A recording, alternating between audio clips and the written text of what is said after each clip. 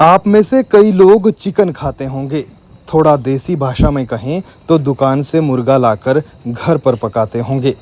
लेकिन क्या आपको मालूम है कि जिस दुकान से आप चिकन लेकर आते हैं वहाँ के नियमों को कितना दरकिनार किया जाता है। मुर्गे के सामने मुर्गे को काटा तो जुर्माने का प्रावधान है। मुर्गे के लिए दाने पानी की व्यवस्था भी होनी चाहिए।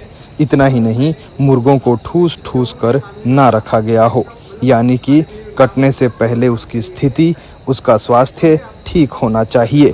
हमीरपुर में जिला खाद्य सुरक्षा विभाग में एक कार्यशाला का आयोजन किया गया। चिकन बेचने वाले दुकानदारों को जागरूक किया गया। निरीक्षण के दौरान चिकन दुकानों में कई खामियां मिली। उसे सुधारने के लिए 15 दिन का वक्त भी दिया गया।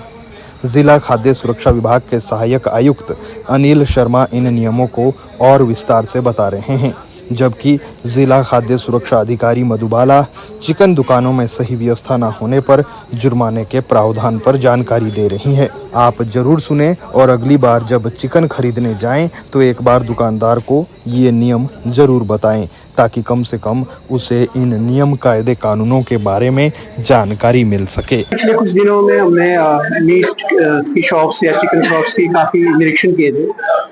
निरीक्षण के दौरान हमने काफी ज्यादा दिक्कतें पाई थी मीट शॉप्स में, जैसे कि साफ सफाई का ना होना, बहुत ही ज्यादा गंदगी और बिना रख रखाव के जो मुर्गे रखे जा रहे थे, या अनहाइजीन का बड़ा इशू रहता था। कुछ और इश्यूज भी हमने नोटिस किए वहाँ पे कि एक मुर्गे को दूसरे के सामने काटा जा रहा है, या जो एज पर लॉ के अकॉर्डिंग सही नहीं है। तो उस बारे में आज से पहले जो मीट और चिकन का हमारा कैंप हुआ भी नहीं था पिछले सालों से, तो हमने इनको जागरूक करने के लिए आज एक बैठक का आयोजन किया, जिसमें कि हमने विभिन्न कानून के अनुसार क्या दिया गया है और आपने किन बातों का ध्यान रखना है, इसके बारे में इनको अवगत करवाया।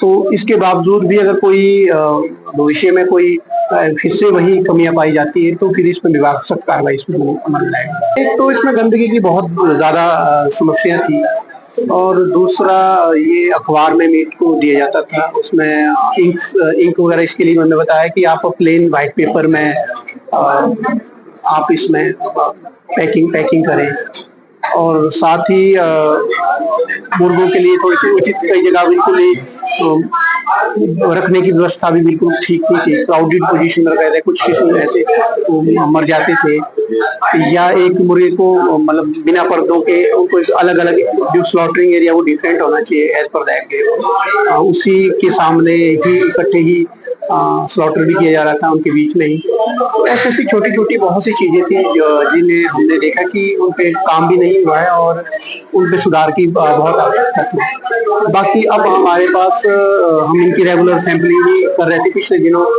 कम होती थी सैंपलिंग, पर तब हमारे पास इसके पूरे इक्विपमेंट्स है मीट के, तो हम मौके पे सैंपल उठा के इमीडिएटली उसको हम लैब को रेफर कर देते हैं, ताकि उसमें कोई और एडल्ट्रेशन का कोई इशू आता है तो वो ऐसा इशू ना आए। वैसे तो नालियों पे तो इसमें हमें फिर थोड़ा जॉइंटली भी दूसरे विभाग के साथ भी मिलके, क्योंकि जहाँ तक जो फूड से रिलेटेड प्रीमाइसेस की बात है वो तो हमारे एम्बिट में आती है, चीजें हमारे दायरे में, वहाँ तो हम एक्शन ले सकते हैं।